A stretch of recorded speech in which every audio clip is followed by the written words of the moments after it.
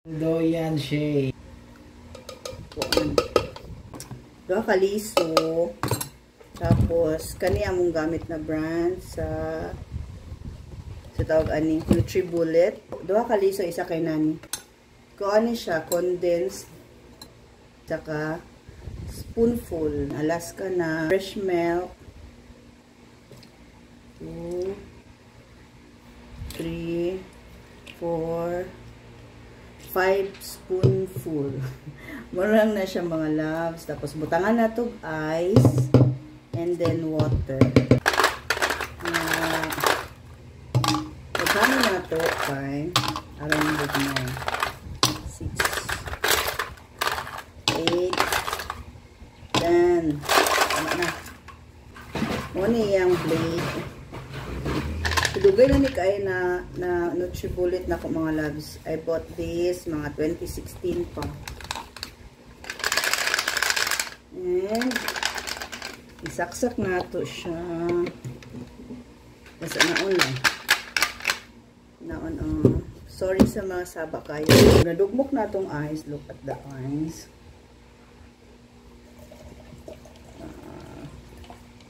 Tama na. So, ana na ang kanang amot.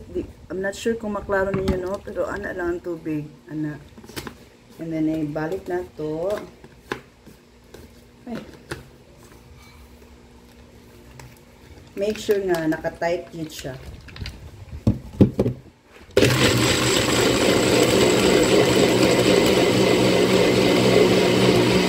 Pag inato ng sound, mga loves, ibig sabihin, wala na yung ice.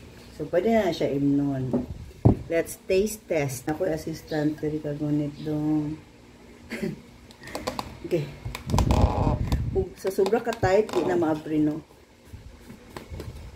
Gamay lang atong i-share.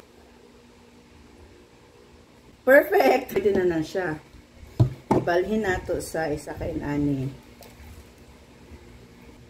Oh. Isa kay ani. Ani siya taklob mga loves. Ani po diyan taklob. Na.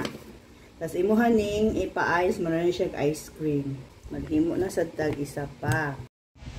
So, kani mo ni ang liso sa katong kaganina. Tapos karon maghimo na sad ko for myself. Yeah. Depende rin na sa imong liking kung usang lasa imuha. Kay kani magong durian very starchy. Dagan siya starch. So, di na kailangan nimo tamison because tamis na ang durian da. Ani pwede nga.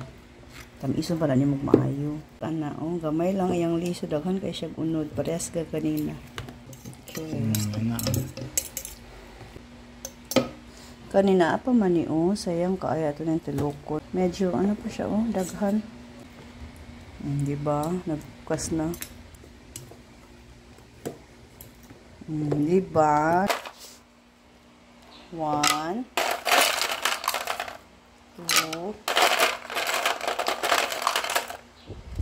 3 4. Kaya basta 10 ka buok. Ano mo? Condensed milk, isa lang. Daghan kaayo. 1 2 3 4 5 6 7 8 9 10. Daganon ako ang fresh milk kay mas ganahan kog daghang fresh milk mga loves. Ilak na nato. Make sure nga maayo siya pagkalap.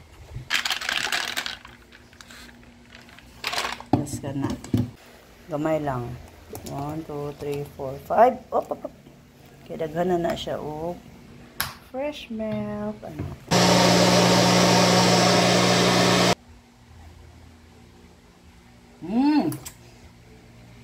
Love it. Perfect. So, nara mga loves, lami kaayo. Pwede pa ni siya butangan ni mo ice if you like, pero ako okay na siya. So, ang ingredients is, I used only fresh milk, condensed milk, nagkataon lang nga pareho siya, brand. It's not sponsored. And ang atong durian, fresh kaayo. Fresh from the bukid. So that's all mga loves. Thank you all so much for watching. See you all in my next one. Be blessed and be a blessing to others. Bye, bye, bye.